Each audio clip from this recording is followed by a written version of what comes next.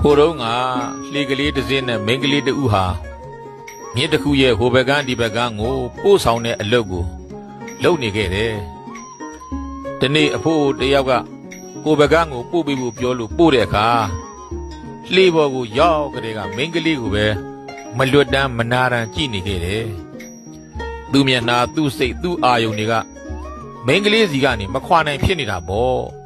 ။ကိုဘက်ကန်းရောက်လို့လှေကတောင်းတဲ့အခါမိန်းကလေးက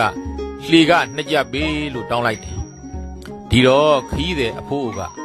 ဟဲ့သမီးရဲ့လှေကတစ်ကြပ်ပါဘာကြောင့်နှစ်ကြပ်တောင်းတာလဲလို့မေးတော့အဖိုးကကျမကိုမနာတမ်းကြည့်ပြီးလိုက်လာတာလေအဲ့ဒီလိုကြည့်ပြီးတော့သမီးပေါ်မှာပဲညှိကပ်တဲ့စိတ်တွေဖြစ်နေလို့အဲ့ဒီညှိကပ်တဲ့စိတ်ဖြစ်တဲ့တန်ဖိုးကတစ်ကြပ်ပါလို့ပြောလိုက်တော့အဖိုးလည်းတစ်ကြပ်ပိုးပြီးတော့နှစ်ကြပ်ပေးလိုက်ရတယ်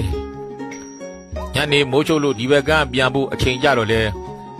အဖိုးအိုဟာမနေ့ကစီးလာတဲ့လှေကိုပဲငှားစီးလိုက်ပြန်တယ်ဒီအပြန်ခရီးမှာတော့မိန်းကလေးကိုလုံးဝလောက်မကြည့်ပြအောင်မျက်နှာကိုငုံထားလိုက်တယ်ကြည်ကျင်စိတ်ဖြစ်ပေါ်လာလဲငါမကြည့်ဘူးဆိုတဲ့စိတ်နဲ့လုံးဝကိုမကြည့်တော့ဘူးမကြည့်ပဲနေမယ်မကြည့်ဖြစ်အောင်ကိုနေမယ်ကြည့်ကိုမကြည့်ဘူးစတဲ့စိတ်တွေနဲ့နေလာခဲ့တယ်ဒီလိုနဲ့ဒီဘက်ကပြန်ရောက်တော့မိန်းကလေးကအဖိုးလှေကနှစ်ကြက်တောင်းပြန်တယ်လှေကနှစ်ကြက်ပေးတဲ့ဒီတော့အဖိုးဖြစ်သူကငါမင်းကိုလုံးဝမကြည့်ပါဘူးဘာကြောင့်နှစ်ကြက်တောင်းတာလဲဆိုတော့မိန်းကလေးကအပြန်မှာအဖိုးကလူကိုသာမကြည့်တာပါမကြည့်ပြအောင်နေမယ်ဆိုတဲ့စိတ်နဲ့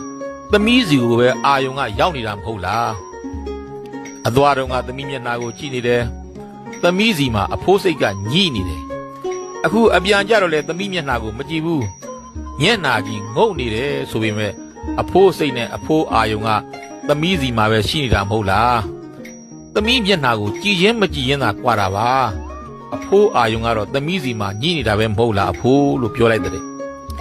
လူတွေတရားတွေဆင်းရဲဒုက္ခရောက်နေကြရတယ်ဆိုတာအဲ့ဒီညှိနေတဲ့တဏှာကြောင့်မဟုတ်လားအဖိုးတဏှာဆိုတာစွဲနေတာကတ်စေးနေလို့ကတ်နေတာအာယုံမှာညှိနေတာအဖိုးဘယ်တရားဘာကြောင့်မဲဆင်းရဲအဲ့ဒီညှိနေတဲ့စွဲနေတာကြောင့်ဆင်းရဲကြတာအဖိုးဟောအဖိုးအသွားတော့ကသမီးစီမှာပဲအာယုံကရောက်နေလို့ဆင်းရဲရတယ်မဟုတ်လားအပြန်မှာလဲလူကသာသမီးကိုမကြည့်တာအာယုံကသမီးစီပဲရောက်နေတော့အဖိုးစိတ်ဆင်းရဲနေမှာပါပဲအဖိုးတို့လိုအဖိုးတို့အဖွားတို့